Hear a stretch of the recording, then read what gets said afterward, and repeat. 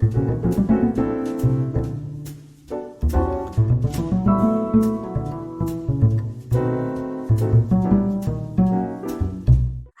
and welcome.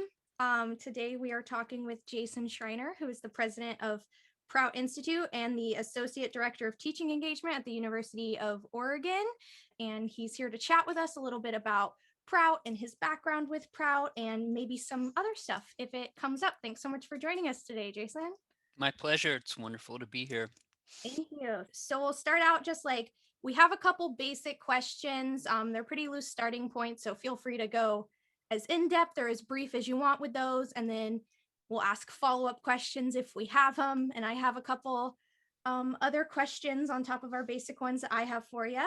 So I'll just get started with a pretty general one. How did you get involved with Prout? Sure. Well, I'm never presume that folks know what Prout means, so it stands for Progressive Utilization Theory. And how I got involved was you'll find I'm a bit like when my daughter asks me a question, the answers can get long in order to understand things. She's always accusing me of this, but I think the point of that is that if you're going to ask someone how they're involved in something, you're talking about someone's life story, which emerges out of our kind of collective situation. So for me, I didn't encounter the term Prout or the word Prout or the specific concepts of Prout until about 2004. And that's when I relocated to Eugene, Oregon. However, when I was first introduced to Prout as a term and some of its concepts, I would argue or suggest that almost all of the various components of it were things that were familiar to me. I just had never seen things articulated systematically together in the way in which Prout formulates things. So my point is that years prior to that, going all the way back, at least I'll just go back to my undergraduate days as a student when I was, say, like around 18 or 19. I first encountered, and I won't go into all the details of this, but I first encountered, the severe gross injustices of our society and inequalities, and was incensed that in the light of such information and knowledge that, why is it that we continue to persist in having such injustice and inequality. And so that spurred me to choose American Studies as an undergraduate degree because I needed to understand the world in which I was living if there was any hope of trying to change that world. And so that, again, long story, but that exposed me to long histories of how what we now call America or North American continent was formed on the backs of the theft of land as well as enslaved labor and a whole host of other inequities, and that this continues to persist. And so in studying that, I was always drawn to the ways people resist that or fight for alternatives to that. So social movements, and so on, rebellions. And I was very curious about how, because now in our world, our context, me 19 years old, 20 years old, but this persists now to my age, which I won't disclose here, continues to ask, how do we imagine and enact something that's otherwise or different? And if you'd like, I can go into all the different complex formulations of what's informed that thinking. But the point is that I was exploring the margins of most areas of knowledge. So for me, most of what I encountered as an undergrad were disciplines in higher education whose function was to rationalize and justify oppression, to prop up the system and provide explanations that tell a story to people about how the world works, but it's a story that's very one-sided. But on the margins of most of those disciplines, you will find thinkers and people who are telling a different story. So for me, that's where I search very across disciplines. American Studies is a very interdisciplinary major. It's a mix of ethnic studies, sociology, literature, history, and so on. But even then, I was diving into like the margins of radical economics, cultural economics and anthropology and so on, because I wanted to see how people were imagining and otherwise. And through all that process, again, long story, I came to encounter notions of decentralization, cooperativism, and a host of other kind of principles that are at the core of Prout. So when I was first exposed to Prout and it was laid out, I'm like, yeah, I recognize that. I recognize that. Yeah, that's familiar, but I'd never seen it put together the way it was. And so that immediately Prout became a kind of clear, systematic articulation of what I was fumbling trying to put together myself at the time. And so since then, it's just been building on um, deepening my understanding of that. And so a lot of what that means is not just taking Prout at face value, but actually going in and explaining, where do these ideas come from? How are they grounded in different places and movements around the world? And then how can I help others learn that?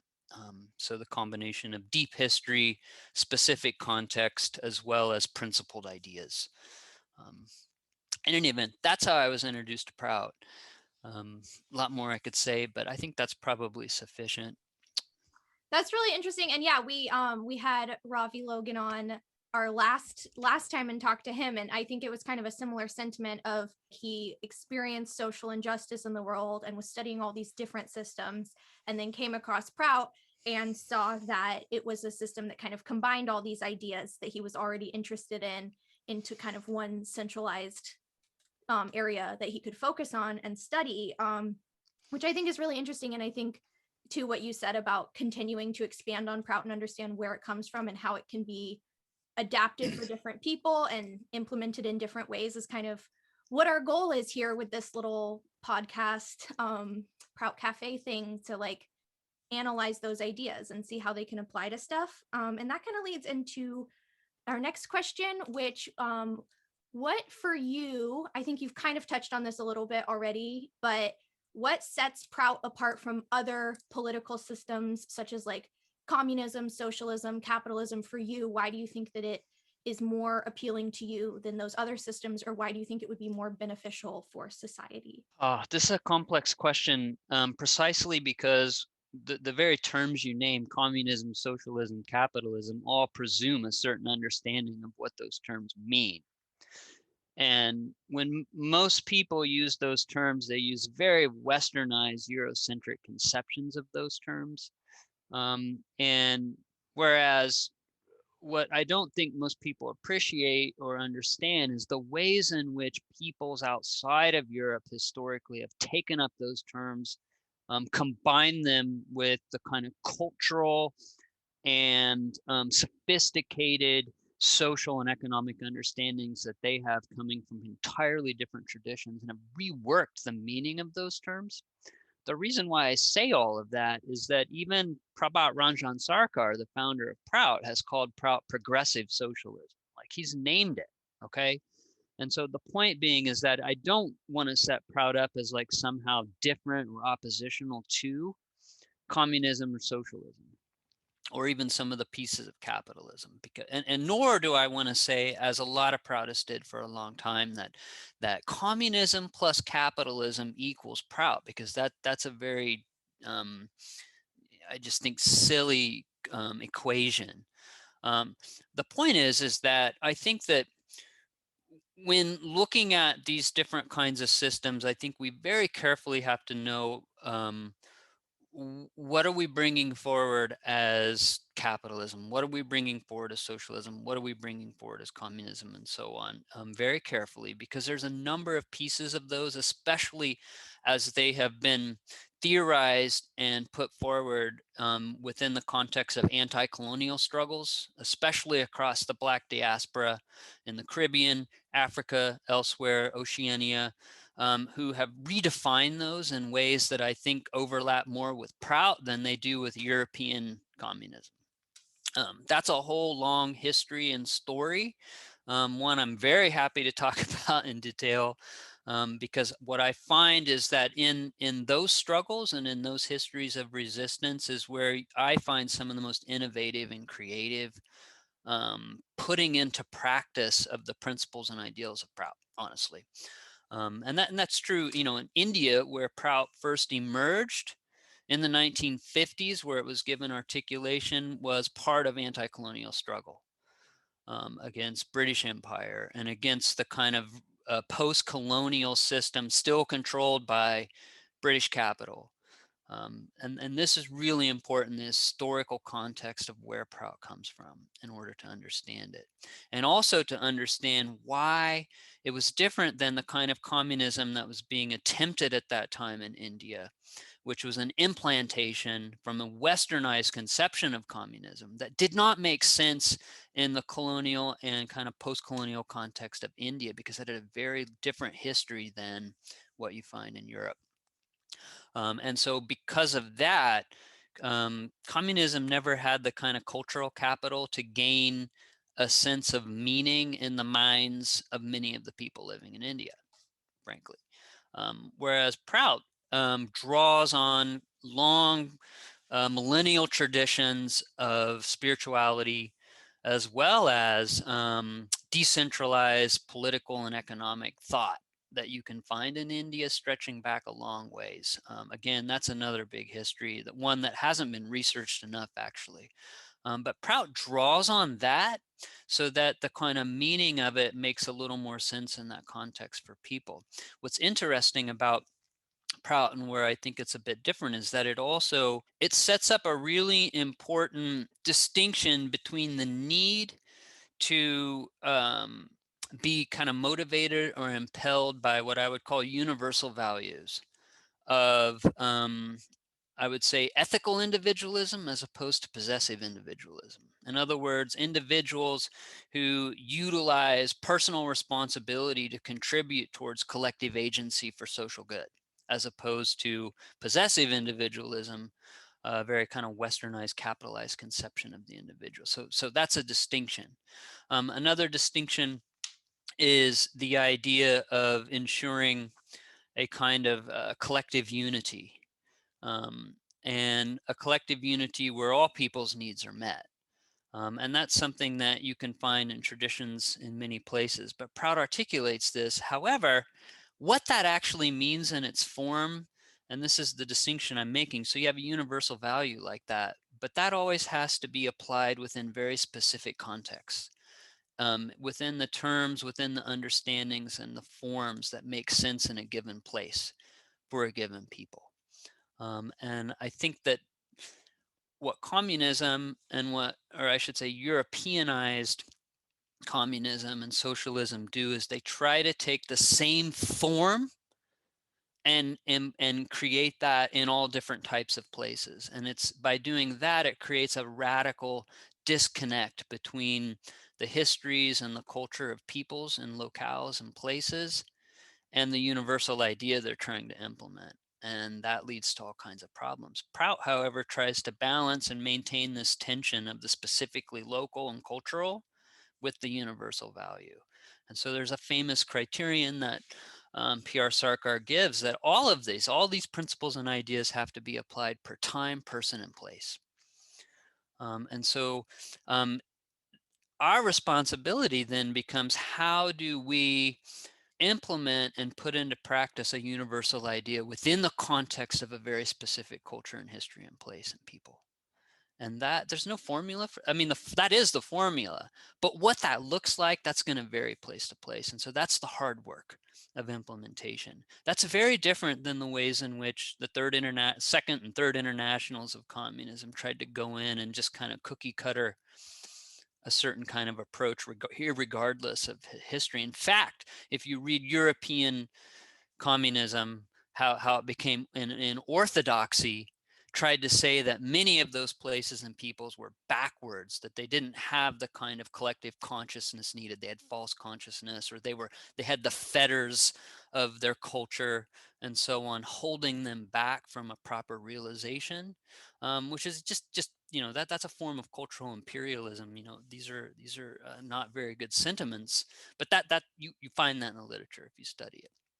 Prout takes a little bit different approach. Like, yeah, the universal ideals are important, but you have to put those into action per time, person, and place, which takes a lot of specificity. So I know this seems like, what in the hell is he talking about? But this is a really fundamental distinction between the European version of those systems you named and how Prout works at this level. And this is really important, because otherwise we can't keep duplicating a kind of dominant elitist approach or a Eurocentric approach to these things. Prout is really grounded in the people. It's and taking the best aspirations that all people have to make a good life, which is a universal aspiration. And then how do you put that into practice in the specific form that makes sense for those people in that place at that time? That's a lot of hard work, but that's a really, really important point that I think has to be given emphasis, because otherwise we just keep duplicating what, I mean, frankly, European socialists and communists have been doing. And then you get into all these weird theories about false consciousness and all this stuff that, um, you know, leads to lots of problems.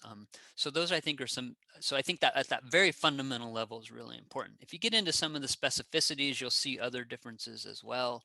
I don't know if you want a laundry list of those, but like, I mean, in Prout, you have both kind of central, for key industries like communications and very important minerals and resources, you want to have a more centralized kind of control and distribution of that, organized, using a kind of cooperative work structure, but that should be for the benefit of the entire society. Whereas most of the work and enterprise and production that's going on is going to be decentralized in a Prout system using cooperatives as the main kind of enterprise unit. That's obviously different than capitalism for sure, but it's also a bit different than actual socialism as it's been put into place, because that tends to want to make everything very centralized according to a bureaucratic plan, whereas Prout tries to make a distinction between those things that are most necessary for all versus most of the everyday work people are doing, which should be in their control, not some central bureaucrat control. So there's things like that. I could go on if you wanted more of that. So there's some distinctions in the details, but I would argue the most fundamental one is how do you implement universal values in a way that makes sense per time, person, and place, for the people, and that's hard work. Thanks. Yeah, that definitely makes a lot of sense. And I think I don't know, I think a lot of us here share that kind of interest in looking at solutions that fit for the people we're trying to implement them for, instead of just coming up with a solution and then imposing it on everybody. And I think it definitely like made a lot of sense. And not to get too much into my own like nerd shit, but it is first contact day, so I'm going to bring up my Star Trek parallels a little bit, because I think for a lot of people, and especially neurodivergent autistic people like myself, it is really helpful to look at things in relation to fiction or stuff that's a little bit easier, like a little bit more narrowed down, since the real world can get so complicated, and kind of draw inspiration from that.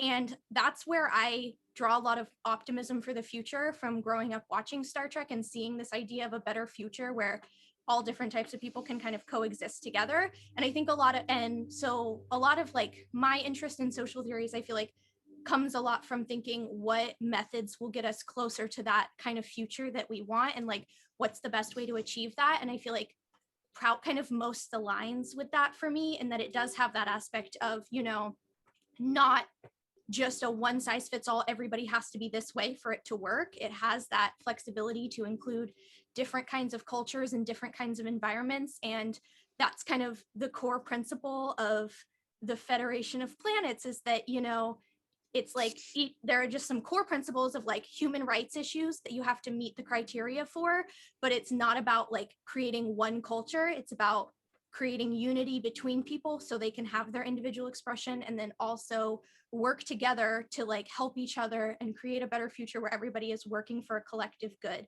I think Sophie has a question too. Do you want to jump in, Sophie? Yeah, I heard you, and this might be slightly tangential, but Jason, I heard you talking a lot about sort of design principles that can be applied across different landscapes. And I know you're very into gardening and permaculture, and I'm wondering what sort of parallels you draw between those same sort of design principles within permaculture as well as Prout design systems. Sure. So one way that I've talked about Prout with folks, especially when we get into the more specifics and details, is to think of it as it's like an organized system of design principles. And because of that, so when you walk into a garden, like if you go into my garden or you go into someone else's garden, they're going to look different. And they should look different because the land where I'm working is different than the land where someone else is working, and so on and so forth. And you find that. But behind that, hidden, invisible to that, is that there's probably the exact same principles or very similar principles at play in how that garden was put together, designed, and so on. And so, and this is, I think, really important. And this is why, to use some jargon, Prout is a critical realist perspective. It argues that, beneath the surface of what we observe and see and can sense are some fundamental forces of life. And when they give expression, they take particular forms. But however, that's always filtered through a set of conditions, and those conditions vary per time, person, and place, like I'm saying. So the form you see is going to be different in one place than in another place, even if the same principles giving expression to that form, even if the principles giving expression to that form are virtually the same. And this is the idea behind Prout. So when you go into a particular context, particular society, particular community, you have to take into account the historical dynamics at play. What are the potentialities there? What are the particular problems there? What are the assets of the people and the resources there? And you're going to get a different mix in one community than in another community. And so then the form that you're going to work towards to implement is then going to look different from community to community, even though the principles are going to be very much the same. So for instance, in Prout, you're going to look at things like, if we're going to produce something, how much does it cost? Okay. Do the people have purchasing capacity? Are they able to get access to the goods they need, and to get access to goods of durable quality that that are of value over time? Do you have factors to be productive, and so on? Here in the Pacific Northwest, you're going to suddenly be looking at some of that timber. You're going to be looking at the water. You go back to Kansas, where I'm originally from, water power, timber, they aren't there. So the form that productivity, or the form that the way in which we use resources, is going to vary, but the principles are going to be the same. And so this, I think, is an important kind of piece to it. Other key principles are things like, local people should control and utilize the resources, not outside interests. Or a principle that when we produce things, it should be based on what we need, not just generating profit. It's not to say we shouldn't have profit. It's to say that that's not the aim. That's not the organizing logic of production. It's to meet people's needs, everyone's needs. A very different kind of logic.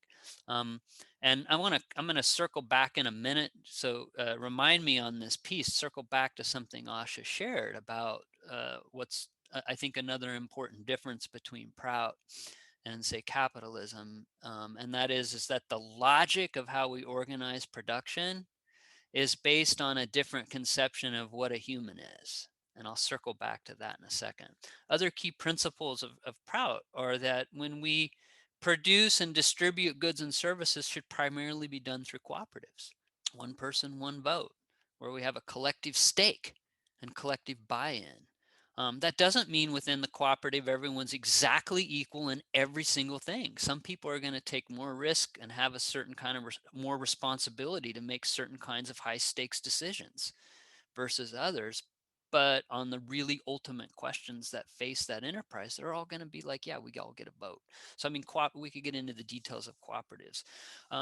Or that the most essential commodities or goods we need, they should be produced as locally as possible, so that we don't become dependent on something outside of ourselves, or we don't start producing like, the kind of cash crop economy. We produce one or two things, send that out, and then now what? Oh, well, we're dependent on somewhere else. This leads to all kinds of dependencies and exploitation. So some of these kinds of principles, but if you go apply these to different regions and places, you're going to get a different looking garden, so to speak.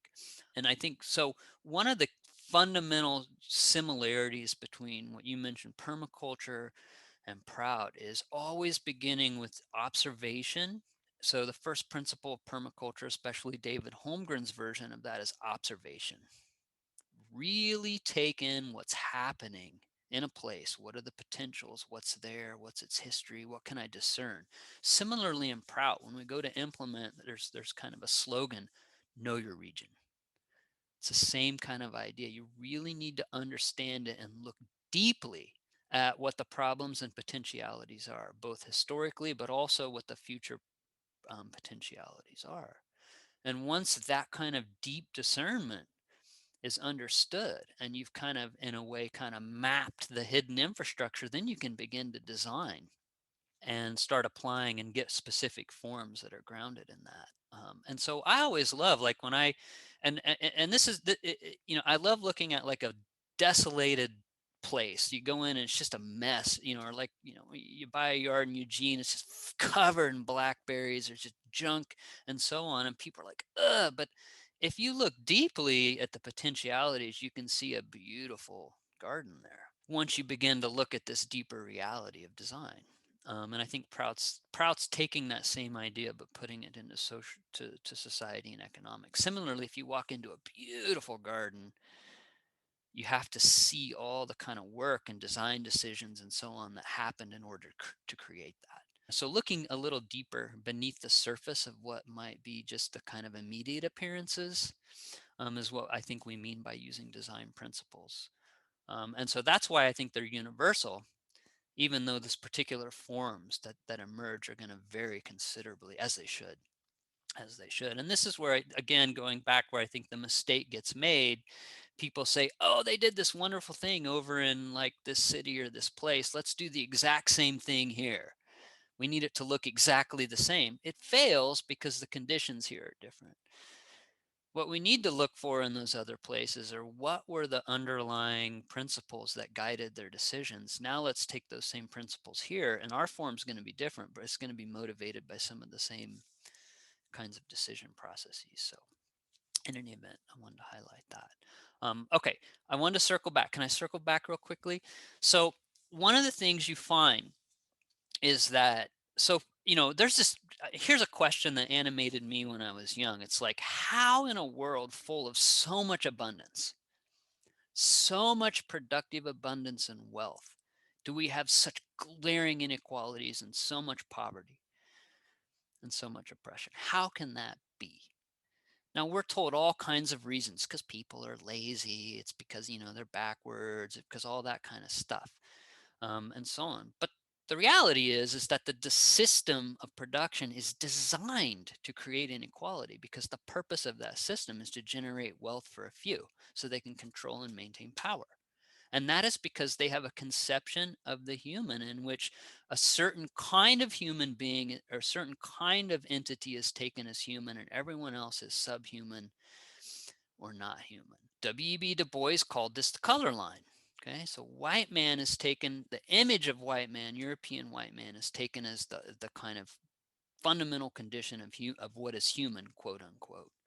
And if you're not that, then you're not human. And therefore, you can then justify rapacious, greed, and oppression because those people aren't human, but this thing we're pursuing is.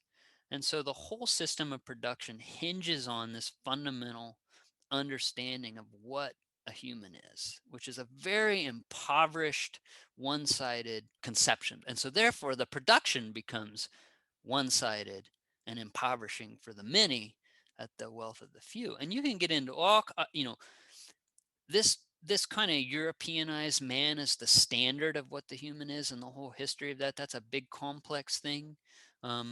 If you want to understand that, I would suggest people read Sylvia Wynter, who I think is the best person to name this. But all those different oppressions, whether it's gender, sexuality, all of those hinge on this same fundamental understanding of like what is human and what is not. And then the whole society is organized around this master conception that's been put forward. Your status, whether you get cared for or your needs met, all hinges on that distinction. In a Prout system, if you look carefully at Prout and the different principles, cooperation, meeting people's needs, local people should control, essential commodities should be produced locally, and so on, guarantee the rights of language, of cultural expression. If you look at that carefully, you'll see it's a different conception of the human that underlies that. It's a conception where the human is defined in all its plural diversity. In fact, to have a universal sense of the human, you've got to have this massive diverse expressions of humanity. And that cuts not just in terms of cultures, but across sexualities, genders, and so on and so forth.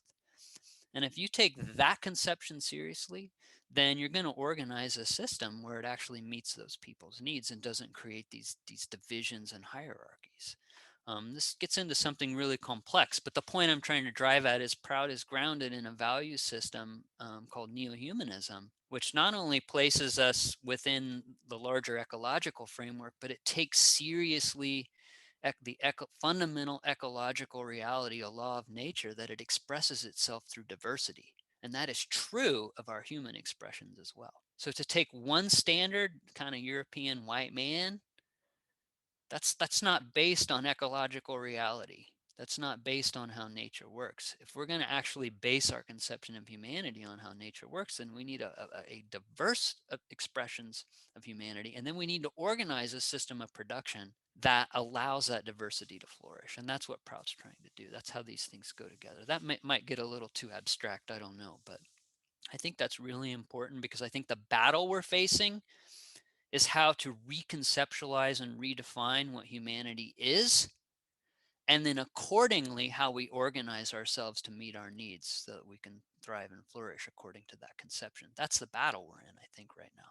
That leads really well into another thing I wanted to ask you. I recently was able to watch your talk on prana dharma and diversity, which should be up on the Transformation Education Teachable site by the time this goes out. So we'll put a link to that page down in the description of this when it goes live, so people can, that's obviously a really big topic we don't have time to get all into right now, but especially I think a lot of these themes that like I was thinking about when I watched that class have come up in what you just said about diversity and accepting different types of people, and how a lot of Prout, the focus is on empowering people by meeting their needs and making sure they have the capacity to, you know, meet their own needs by like whether that be purchasing power or powers for like self-expression or whatever that is. And as somebody who, you know, I have a lot of privilege as a white person, but in a lot of ways also live in the margins of a lot of society, being a neurodivergent queer person who doesn't really fit into the gender binary.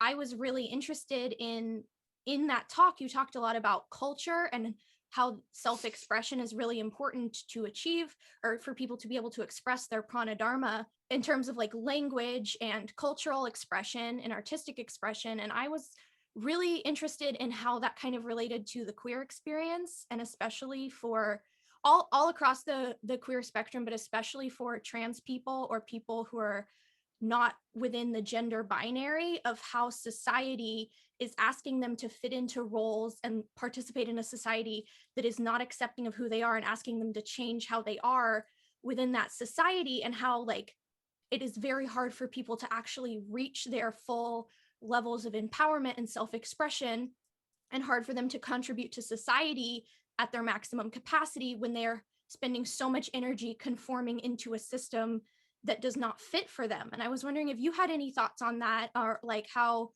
kind of, I guess generally that kind of oppression, but like specifically I was thinking about transphobia, but kind of across the board, how that really limits people's ability to contribute to society, and how that might be like really holding us back as a culture and limiting people from expressing their potentials and really like benefiting those around them. So, I mean, for me, the most important, I mentioned the name of Sylvia Wynter, and that's Wynter, very a thinker, often just called a Jamaican writer, thinker, and so on, playwright, wrote one novel, fundamentally formative for what we call Black studies now as a discipline. And I'm happy to share a link to at least to an interview with her. That's a great starting place. But you know, she really, to me, has become so formative in that this really comes back to what is our master conception of the human. And the argument here is that all cultures have a kind of narrative in how they order reality. And almost every society has what she calls a liminal category. And what she means by this is there's always some kind of other upon which or against which the dominant defines itself. Okay. And so, and for her, that other in our current modern context is, what sometimes it gets coded as like the native, but the native takes the form of the savage or the Negro, the queer, the landless, the jobless.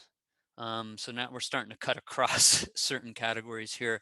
But and the point is that if you fall into this kind of category, then you do not fit, just like you're saying. And to participate in society, to have fundamental rights like the right to a job, the right to health care, you have to conform to a certain conception of what it means to be human. And if you don't, then you can be denied those rights. Let's look at the state of fucking Arkansas right now and what they're trying to do. Right? Okay.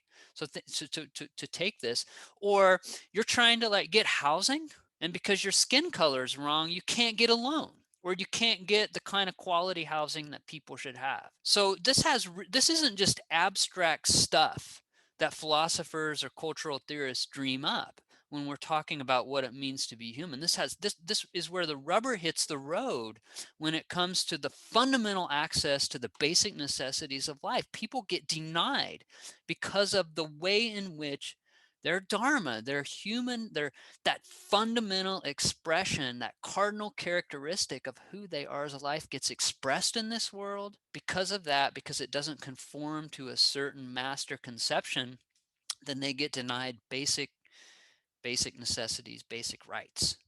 And that's a fundamental problem. So for me, it comes back to how we understand humanity, and then how we organize our systems accordingly to that definition.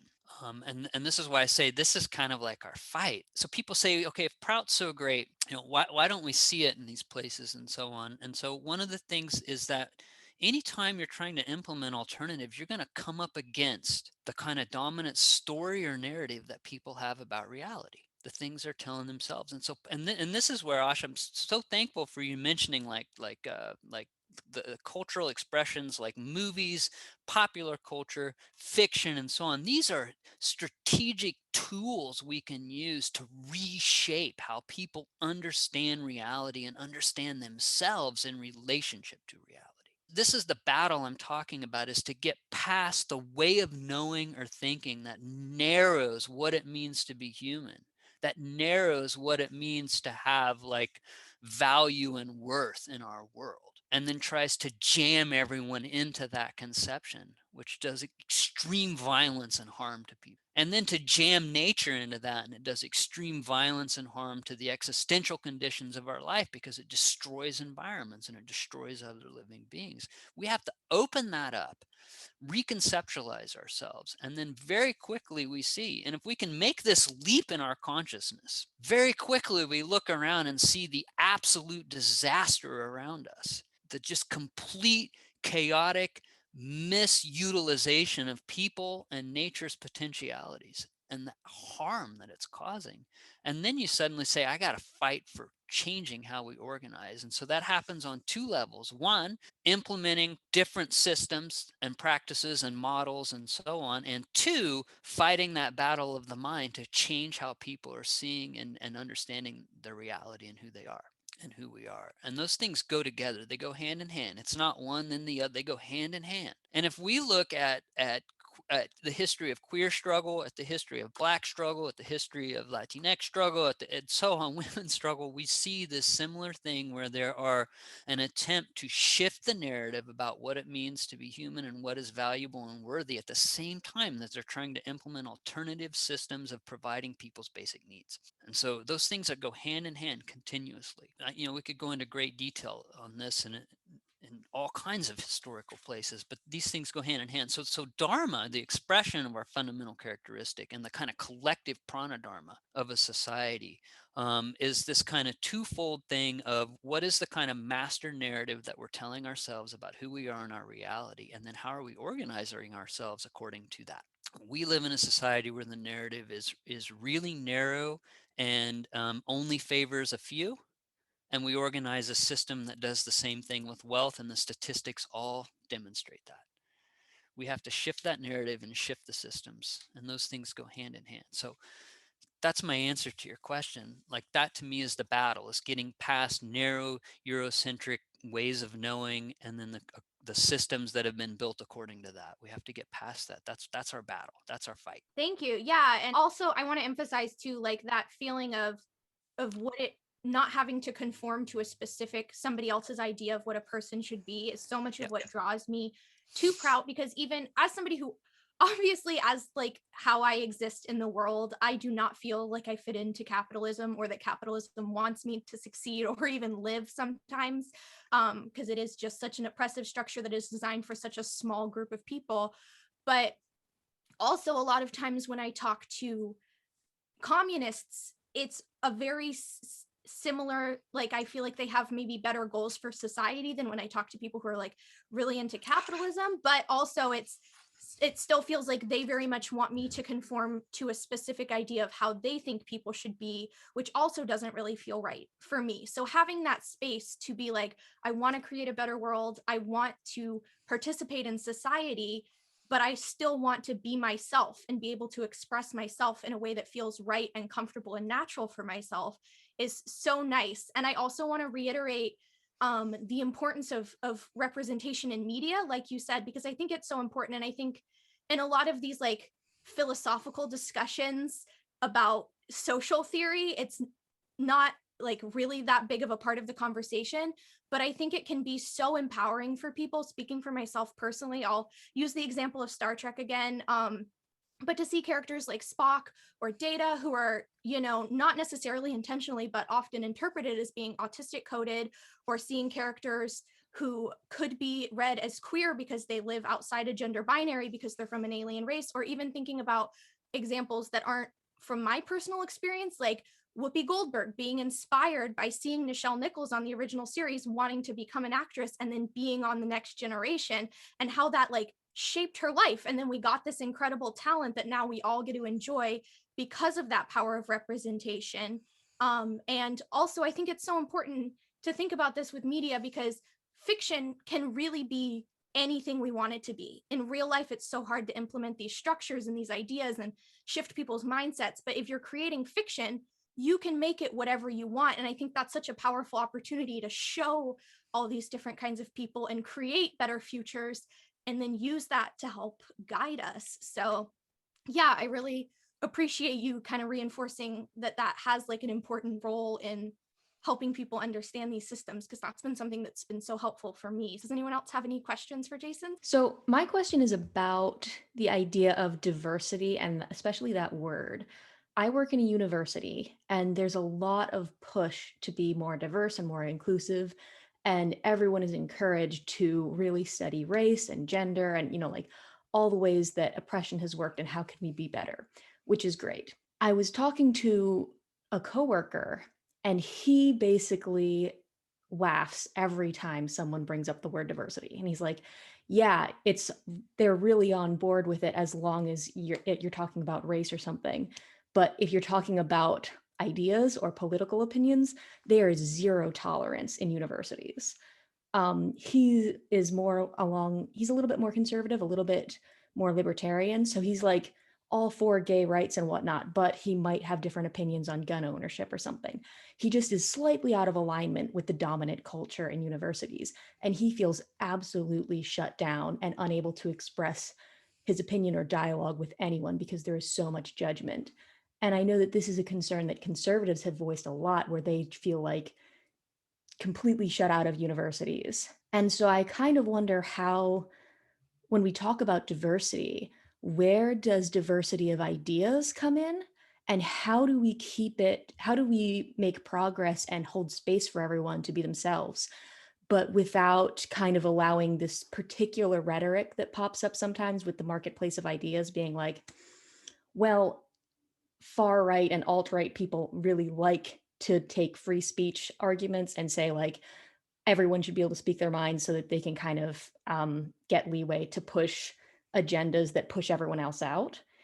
And there needs to be some sort of balance, in my view, of how you can provide space for everyone to be there and have their own opinions and have, their own, be authentic to who they are and be able to speak about it without saying like, okay, we're going to open the door to everything. And like, how do we coexist with Nazis who want to wipe out every other demographic, essentially? So there's diversity in the sense of, yes, people from different backgrounds, skin colors, races, experiences, gender, sexualities, but there's also the idea of diversity of ideas and what happens when some of those ideas are very much aggressive and antithetical to protecting everyone else. I mean, yeah, this is a big question. And I mean, let me step back a little bit and just say, well, okay, when we use the word inclusion in what? I think for me, always the fundamental question, like what are we trying to include people into? And if we're talking about a university, then by default, we're already talking about a neoliberal institution. And so we're trying to include them in a kind of Western liberal humanism. I've already said there's some problems with that tradition. So I think that's really important to ask that critical question. Inclusion into what? Diversity. Diversity for whom? So all these diversity and equity initiatives, who are they for? Are they really to serve the underserved, or is there something else going on?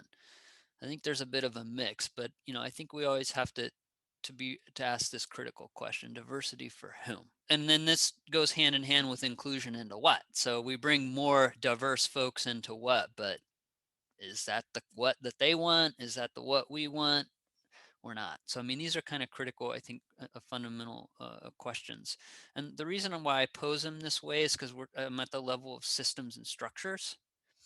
And so sometimes what gets lost in this kind of individual expression and opinion and all the marketplace of ideas debate is that takes place in a certain social context within certain systems and structures. And the field in which that discussion is taking place, we can't lose sight of that. So it's one thing to say everyone should be entitled to their opinion, but the playing field in which those opinions are being expressed is not level. And the kinds of views being expressed are not equal. They have different histories and weight to them. And they have different mechanisms that can turn them into not just expressions of an idea, but into actions. And that can't be lost sight of, that larger context. And so, I hear people say, oh, there needs to be equal consideration to different views, but we don't live in a society where there's a level playing field to give proper equal consideration. And so that creates a tension, and I think it shifts the discussion a little bit.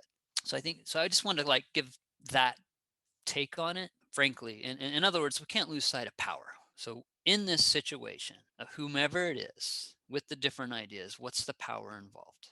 Who has power? And and then also, who is this discussion for? Is it worth intervening or not? There's just all kinds of questions. So having said all that, so for me, I'm looking at it in terms of power, and then and the social identities involved, and the whole piece. But having said that, to get to the issue of when you're in the thick of it, and you're in a situation where someone's like, well, these certain politically conservative ideas, I should be able to give expression to them and so on. Frankly, what's stopping them from giving expression to those ideas? They can go write about them, they can speak them. There's plenty of places online and in the news where they can go hear those views represented. So I frankly find it very, very I've never bought that argument that certain views don't have an outlet for expression, because they do. So that's one thing. I'm more concerned about some of the views that historically have been oppressed and marginalized. How do they find expression within higher ed that's beyond just a kind of liberal tokenism? Like, oh yeah, we got to have some diverse voices. But do folks actually have positions of power? Do they have resources at their command to put forward alternative ways of knowing and being? You can just go study the history of Black studies departments and find out very quickly. No, a lot of them, they had to agitate to get anything, and then a lot of them lost out because they lost resources because the universities wouldn't support them, and so on. So there's, that's a big discussion, and I'm simplifying it a bit. But my point is that when I hear these arguments, especially from, I'll be frank, kind of political conservatives, is that I don't buy it. I think they do have outlet to power. and the ability to express. And I think that has to be put into historical context with those other voices and positions. Now, having said that, I do think there's a kind of dominant, even oppressive kind of form of diversity out there that, this kind of integrationist, good white folk, good intention. Yeah, we need some, black faces or brown faces in high places kind of view. But that's, and I don't want to downplay representational politics. I think Asha makes an important point. There's something that, you know, having a teacher who's like oneself, or having people that you are engaging with in the content of your class, like that, meaning like the text you're reading in a course, like all of that's really important, but that only goes so far. The fundamental structure of a university is still set up to perpetuate and justify power. And that's a reality I think we can't forget. So for me, I work in this world, and then, how to teach power, how to teach difference. Like, I mean, this is kind of what I do on campus with a lot of my time. um, there's constant strategic decisions having to be made about, like, when do I intervene and to what extent. Do this person who's espousing this view, do I confront that or not? And then who else is in the room? I have to take that into account. Is it better to, kind of pull this person aside and have a private conversation with them as opposed to a public confrontation, because that might actually harm the person I'm actually wanting to protect? I mean, there's all kinds of nuances to this. And it kind of gets into this whole phenomenon of call out culture, cancel culture, which has a lot of problems to it. And then there's a kind of push. I'm more in favor of, like, what we call calling in, the work of Loretta Ross, for example, or restorative justice. Here I have in mind Fanaya Davis, who's Angela Davis's sister, has a great book, The Little Handbook of Racial and Restorative Justice. I think these have a more promising way to move forward. And a lot of that racial and restorative justice is also grounded in work being done in South Africa, where you have, very stark black white kind of confrontations. But and then there's people working in queer theory and feminist theory and elsewhere who are taking up lessons from that about some of the other kinds of confrontations that occur. I don't have a definitive answer to the question, but I can just say that as a teacher, I know these opinions, and so it's like I have students keep a journal, or I have students have some outlet for their expression, so they can give as much voice to it as they want. But I don't necessarily want Naziist views in the classroom. Like, that's a problem, because those views cause harm. Like, they're harmful, they're hurting people, and that's not okay, in my view. But if they want to write about that in their notebook, well, fine. At least in the context of a course. Over the long run, I think there's real need to do healing there.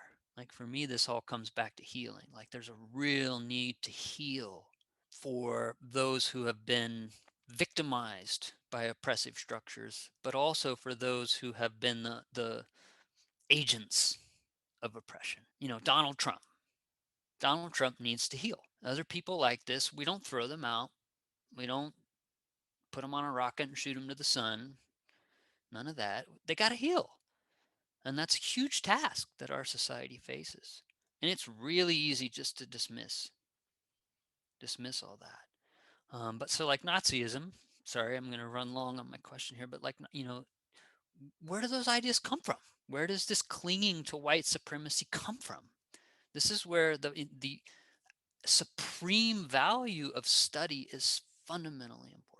We have to study our histories to know where this stuff comes from. In the 1600s, in this country, the United States, working people, enslaved Africans, indigenous folks, poor white indentured servants, often worked together and struggled together. Race didn't exist as a category of difference.